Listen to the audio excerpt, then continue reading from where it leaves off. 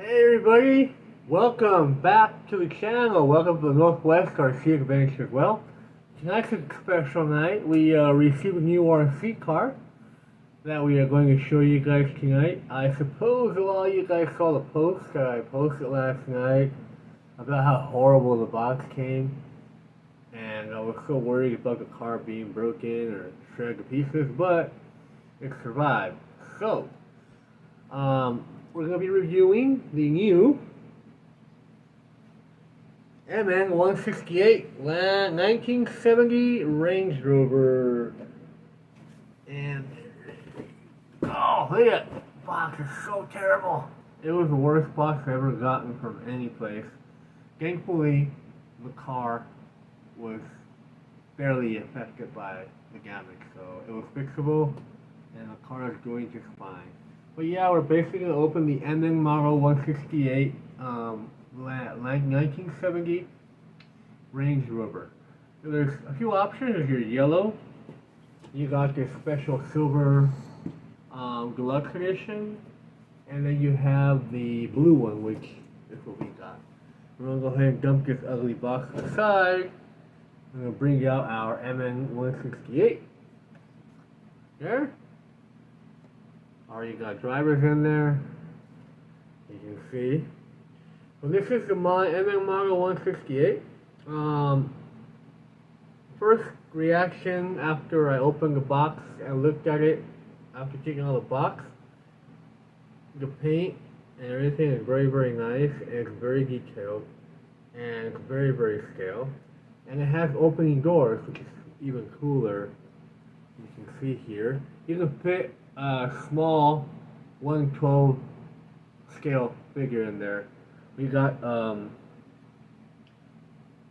Holland's girlfriend from Spider-Man No Way Home in there. He's next to her. But she fits in there perfectly. But Tom Holland or Peter Parker, I had to chop off his legs, and he's a little too tall for the car. But regardless, you can fit a small female figure without taking the legs off. You just gotta modify the legs a little bit. Should be fine. Other than that, the model itself is very nice, very scale. I really, really like the color. The only thing that drew me off when I first saw it were the ginormous wheels it's got. They're just so big. It looked a little weird on this truck, but a lot of other people that have already reviewed it said the wheels, the tires are very soft and they grip up really well. I don't know yet. I'll find out when I go out and test it out on the playground. But for now, yeah, the wheels are, I think they're a little too big. They look way oversized for the scale of the truck.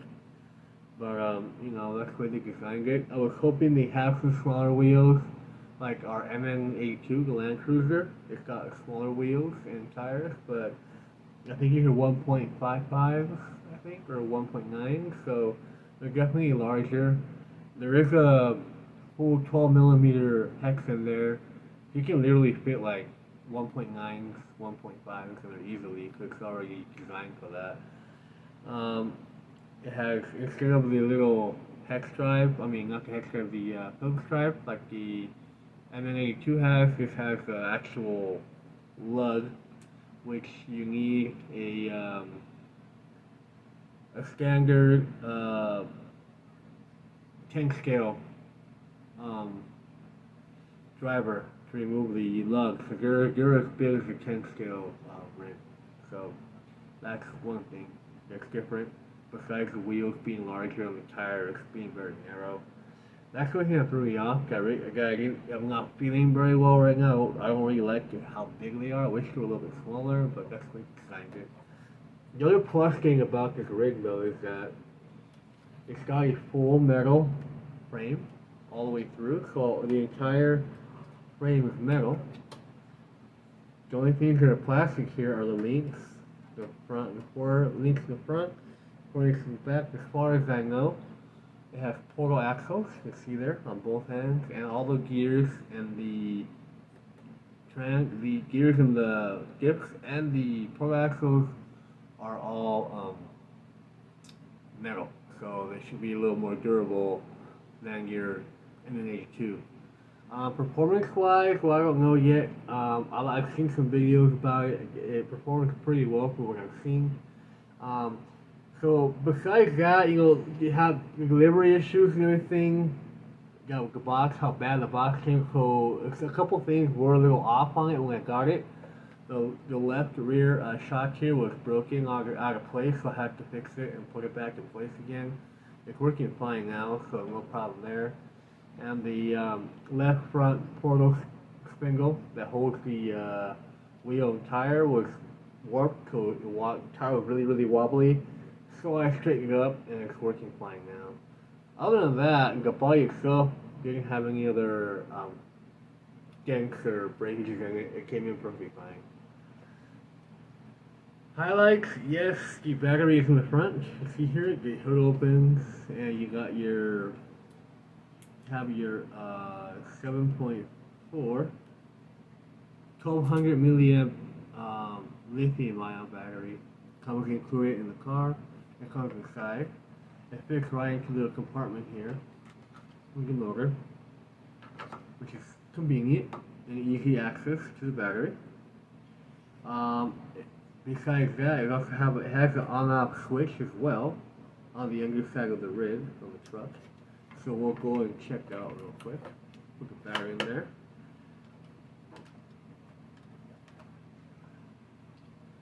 Your on-off switch is right there. You can see plastic drive shafts, both ends. Portal axles, as I mentioned earlier. Metal gears on the axle and the portals. The shocks are oil-filled shocks, which is something new for MN. Because the previous MN182 just had friction shocks, they weren't oil.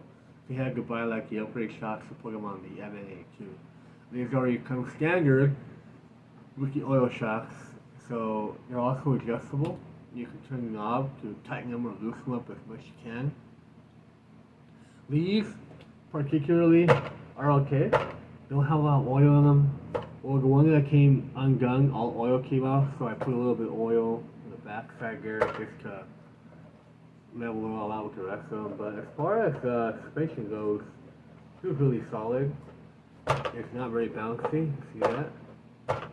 Feels pretty good. The tires really are very soft and they're very grippy. Like I said, the wheels just throw me off, but they're so big. They look a little weird on this truck, but you know. The only cool thing about it is that they're actual legit, you know, Land Rover wheels that came on the Range Rover in the 1970s. So they're the original rims, but they're just way too big. I think a little bit more small would have been nice to be in a tire, but that's their call. Other than that, I mean, the truck itself is super detailed. It's got a folding carrier. You got a back seat. See here, you can actually fix the figures back there with the space where you can sit them down and put the legs down on the bottom. You gotta kind of like work them up a little, maybe spread the legs. It takes a little, you know, finagling and get the figures in there properly. But I think you fit 4 figures in there. If you have patience, you can find a way to get them on there properly. It does come with a full light kit. It has front and rear lights. When you turn it on, it has front and rear lights all the time. They don't turn off, and it does have the, you know, the directionals, which, you know, you really can't do much about that. And all these parts here, all these bits here, these plastic bits, like the end here, the little light right here, these rear view mirrors, the Range Rover logo, all that, and the rear window wiper, all that comes separate on this piece of plastic. You just gotta take them off and just put them on. They're all snap and go. If you put them on, you snap it on the truck and they fit right in. Pretty simple, nothing complicated. Just pull out and snap them in. Well, one thing I wanted to mention is the sticker for the letters is a whole sheet. So you get a whole sheet like this one here, and it's basically a whole plastic translucent sheet with the letters inside. One would think, okay, I just put this on and the logo is there, but no. You put the sheet on with the letters. You can see back here. See how I have it folded in half? You got to put it on, and then you gotta remove the tape. As you can see here, you'll see right now. As I remove it, all the letters will come off and stay on the truck. So just keep that in mind. When you do put your stickers on there, remember to remove the outer layer of the sticker. Don't just put it on there thinking it's just the whole sticker. You gotta put them on, get them straight, and then peel it off, and you have just the letters in the back of the truck. It's pretty cool. I like that a lot because there's more detail to the truck. It's pretty sweet. I like that a lot. It's a good thing about that. Instead of having a big old sticker with the name right there in the front, so it's definitely a nice scale detail there in that aspect.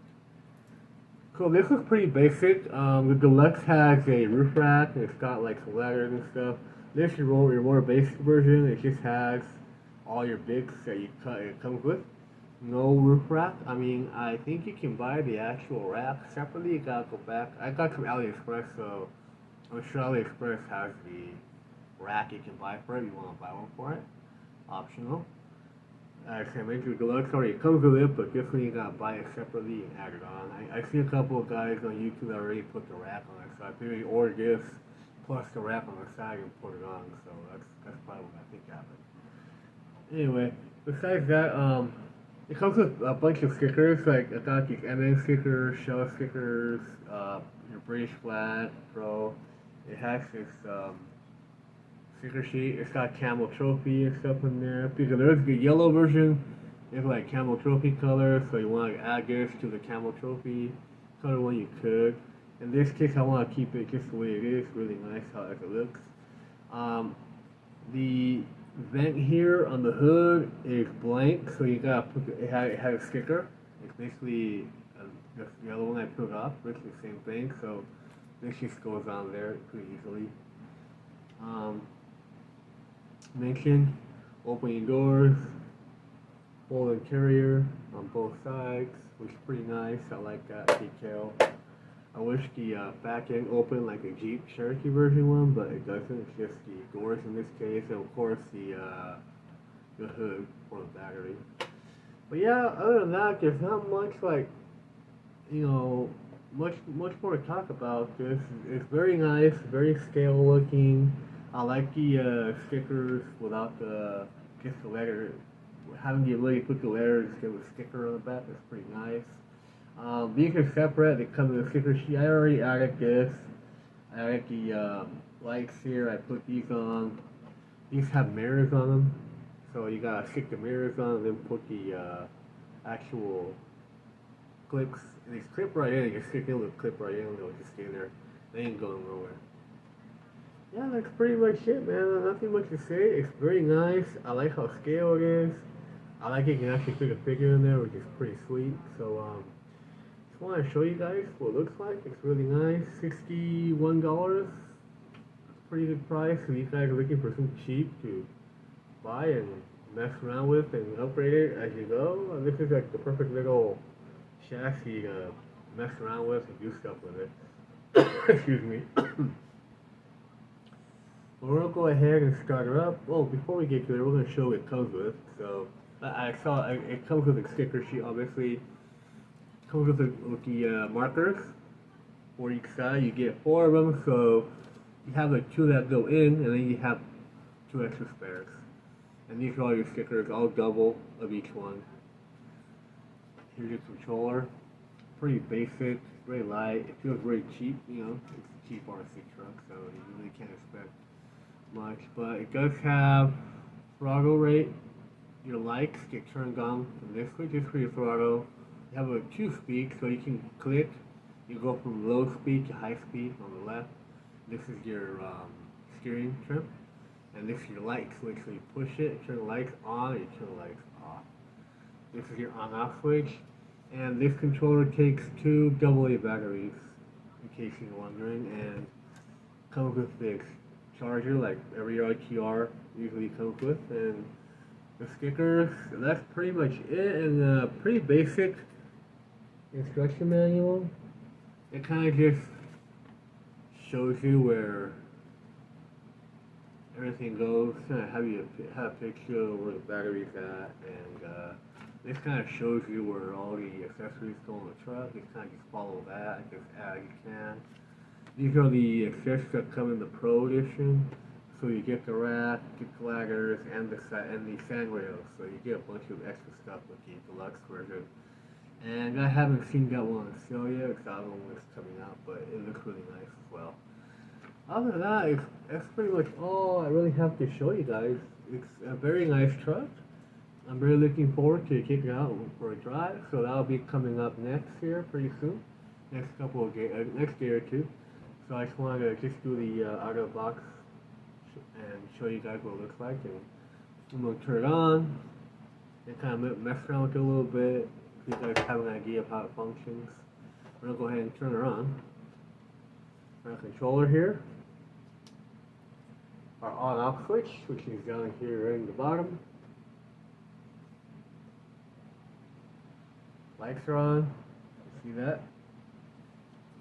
There's the servo, pretty strong servo. It's pretty quick. Nice directional servo. I believe this is low speed. Let's find out. Let's click on the throttle rate. So we're gonna go here. Click once. It's gonna flash. Okay. So this is low speed. Let's see. And if you click on it again, flash, and it's high speed. So it's definitely got the speed to it, I can tell. It's pretty fast.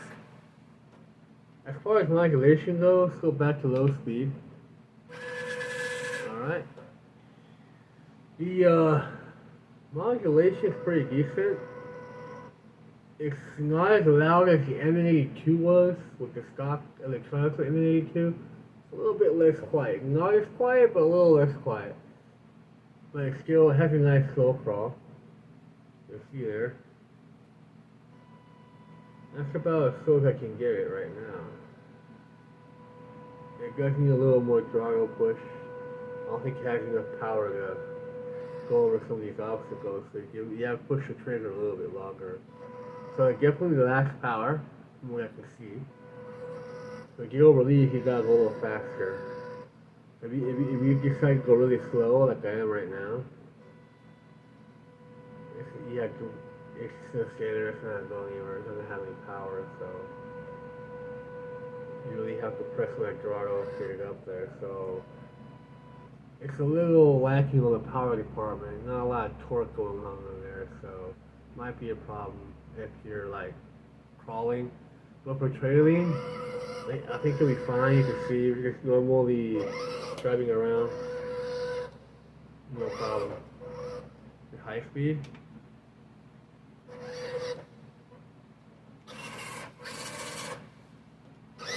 that's pretty fast, that's for sure.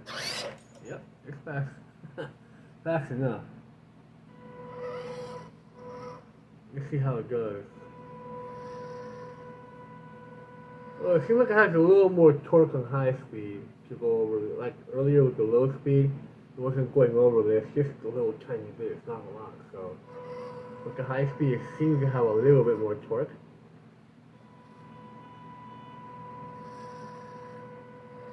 Let's see how slow you can go here. Yeah, it definitely has a little more power on high, but it's definitely lacking some power there. We'll find out what it crawls like when we get out to the rocks and the trails tomorrow. For now, I just want to show you how it functions. The servo is good, waterproof servo.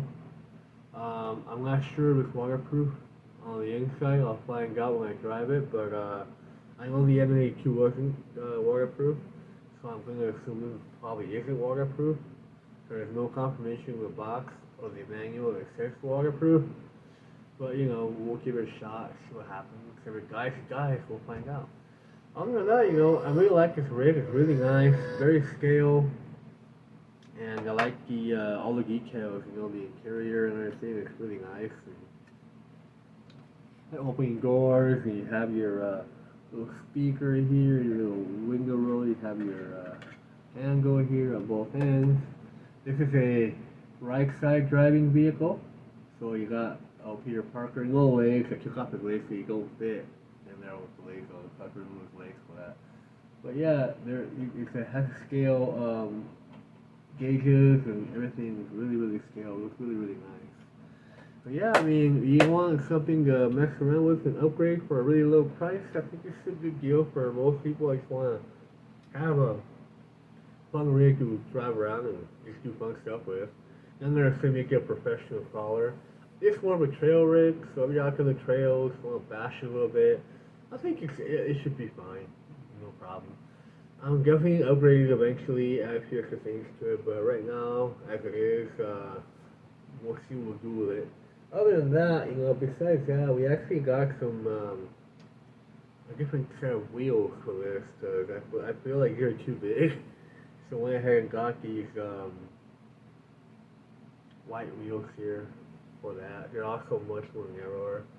So we're gonna do is I think these are smaller than those. I put them side by side, and this rim is a little bit bigger than this one is. So I'm gonna do is probably take the tire off of this one and put it on here, and use these which are a little bit smaller. It won't be as bulky as these, but I really like that they're scaled to the actual model, but it's just way too big. That's the only problem I have with it. Other than that, I think it's a really nice rig all around. Pretty cool. And it's cool you can actually put figures in there without too much of a problem. Other than that, that's all I got to say. The MN168, 1970 Range Rover. Here it is. And, well, hope you guys have a good night. And we'll be doing a driving video within tomorrow or the day after. We should be posting on Thursday or Friday sometime. Right now, I just want to show you what rig, what it looks like, and how it turned out to be better than I thought. It survived the horrible beating the rock stock, so it's pretty solid. I like it. It's a nice little rig, and we'll see how it does on the trip. Thank you guys. You guys have a wonderful night, and I'll see you guys soon.